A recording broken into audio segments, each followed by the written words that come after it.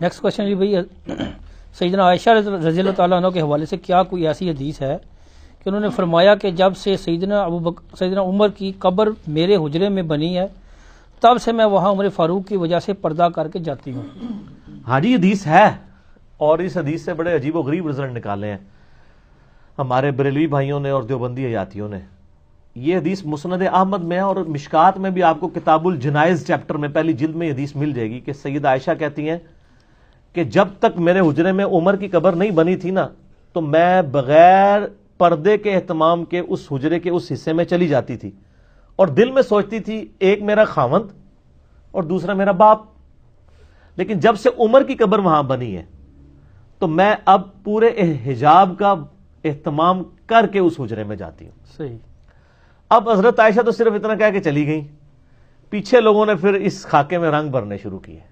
انہوں نے کہا دیکھ لو نا، حضرت عائشہ کا عقیدہ تھا کہ وہ قبر کے اندر سے حضرت عمر دیکھتے تھے، اسی سے پردہ کرتی تھی۔ ایک کاڑی بنائی نا سر، تکیا کتنے دماغ پہنچے ہے سر؟ شیطان کا دماغ بڑی دور تک پہنچتا ہے، لیکن سر انجینئرنگ ہو جائے نا پھر شیطان دے پر کٹے جاندے پھر تھلے آ جاتا وہ۔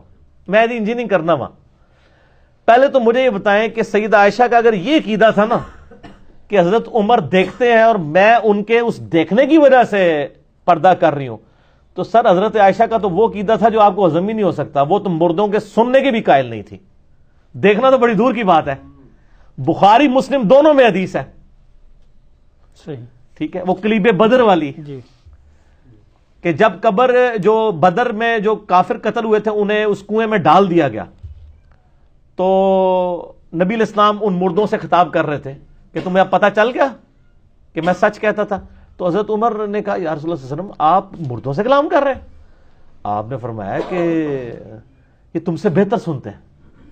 اچھا، یہ حدیث عبداللہ بن عمر نے کے حوالے سے جب پہنچی نا حضرت عمر اور عبداللہ بن عمر کے حوالے سے اما عائشہ تک، تو حضرت عائشہ نے کہا خدا عمر پر عبداللہ بن عمر پر رحم فرمائے، نبی علیہ السلام نے یہ نہیں فرمایا تھا۔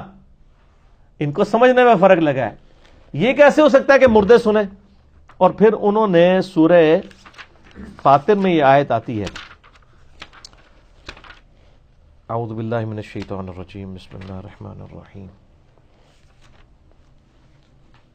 ہاں یہ آیت اما عائشہ نے قرآن سے استدلال کیا، ان اللہ یسمع من یشاء، بے شک اللہ تعالیٰ جسے چاہتا ہے سناتا ہے، وما انت بمسمع من فی القبور، اے نبی تم نہیں اسے سنا سکتے جو قبر میں چلا گیا۔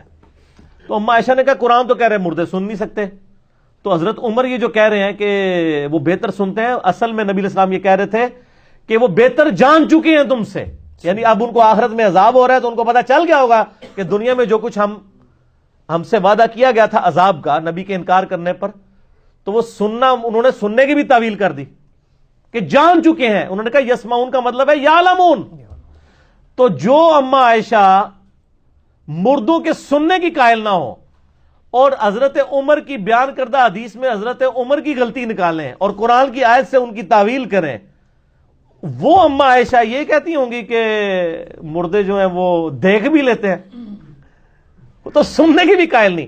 لیکن یہاں پہ یاد رکھیے گا جہاں پہ سننا ثابت ہے وہ ہم مانتے ہیں۔ بخاری مسلم میں حدیث ہے کہ جب کسی کو آپ دفنا کے جاتے ہیں نا تو مردے کے دفنانے والے لوگوں کے قدموں کی چاپ بھی مردہ سنتا ہے، بس اتنا، دیکھتا نہیں سنتا ہے، وہ صرف ایک لمحے میں، تاکہ اس کی حسرت میں اضافہ ہو۔ تو بخاری مسلم میں حدیث ہے نا کہ انسان کے 3 دوست ہیں، 2 واپس چلے جاتے ہیں، ایک ہی ساتھ اندر جاتا ہے، واپس اس کے رشتہ دار اور مال اور اعمال ساتھ قبر میں جاتے ہیں۔ تو جس کے اعمال ساتھ آئے نا اس کو جب قدموں کی یعنی وہ آواز آتی ہے نا تو اس کی خوشی میں اضافہ ہوتا ہے کہ میں نے ان لوگوں پہ رلائے بھی کوئی نہیں کیا تھا، منو دب کے ٹور بھی گئے کیا ہوا، میرے کو مال ہے، میں اپنا خزانہ لے کے آیا ہوں۔ بالکل صحیح۔ اور جو برا ہوتا ہے اس کی حسرت میں اضافہ ہوتا ہے کہ یہ مجھے میرا بیٹا بھی چھوڑ کے چلا گیا یہاں سے۔ صحیح بخاری میں حدیث ہے نا کہ میت جو ہے وہ اپنی چارپائی پہ کلام کرتی ہے، زمین و اسمان کی ساری مخلوقات سنتی ہے سوائے جن و انس کے، کیونکہ وہ سن لیں تو بندے نہ مان جائیں، اور وہ اگر نیک میت تو کہتی مجھے جلدی جلدی میری قبر کی طرف لے جاؤ، اور بری ہوتی ہے تو وہ چیخو پکار کرتی مجھے کہاں لے کے جا رہے ہو۔ تو جہاں جہاں پہ میت کا کلام بولنا سننا ثابت ہے وہ تو ہم مانتے ہیں، مطلقاً میتیں نہیں سنتی، قطعاً نہیں سنتی۔ یہ تو اما عائشہ کا عقیدہ نہیں تھا۔ پھر یہ اما عائشہ کے بارے میں یہ کلیم کرنا رضی اللہ تعالیٰ عنہ کہ وہ حضرت عمر سے اس لیے ایجاب کرتی تھی کہ وہ ان کا یہ عقیدہ تھا کہ حضرت عمر دیکھ لیتے ہیں تو سر میں اس میں تھوڑی سی مزید انجینئرنگ کرتا ہوں. جو شخص 8-10 فٹ نیچے قبر سے باہر دیکھ سکتا ہے اس کے سامنے تو ایجاب کرنے کا بھی کوئی فائدہ نہیں. کوئی فائدہ نہیں.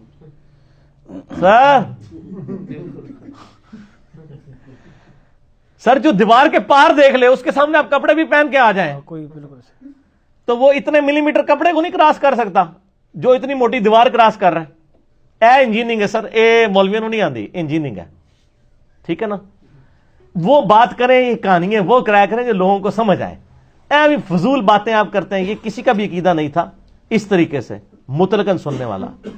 یہ یعنی صحابہ کرام کے بعد یہ اس طرح کے عقیدے آئے. ہم اس عقیدے کو شرک نہیں کہتے, ہم یہ کہتے ہیں یہ خلاف سنت عقیدہ ہے. اہل سنت میں کچھ ائمہ کا بھی عقیدہ رہا ہے, خود امام ابن تیمیہ بھی اسی عقیدے کے قائل ہیں. اور یہی چیزیں جب میں نے ابن تیمیہ کی نکال کے اہل حدیثوں کے سامنے رکھی ہیں تو اہل حدیث بجائے امام ابن تیمیہ کو طلاق دیتے ہیں, میرے خلاف ہو گئے. ٹھیک ہے نا جی. بھئی کسی دی زنانی پیڑی نکل آئے تو اپنی زنانی نو روئے, جو بندہ دس رہا ہے کہ تیری زنانی یہ کر دی ہے اس پہ تو نہیں غصہ کھانا چاہیے اگر وہ سچ بتا رہا ہے. تو انہوں نے بھی میرے ساتھ مخالفت شروع کر دی. بہرحال ہم نے تو چونکہ سچائی بیان کرنی ہے چاہے کسی کو بھی بری لگے. کیوں؟ کیونکہ نام ہے وہابی, نام ہے بابی, میں ہوں مسلم, علمی کتاب. علمی کتاب ہے. جزاکم اللہ خیر.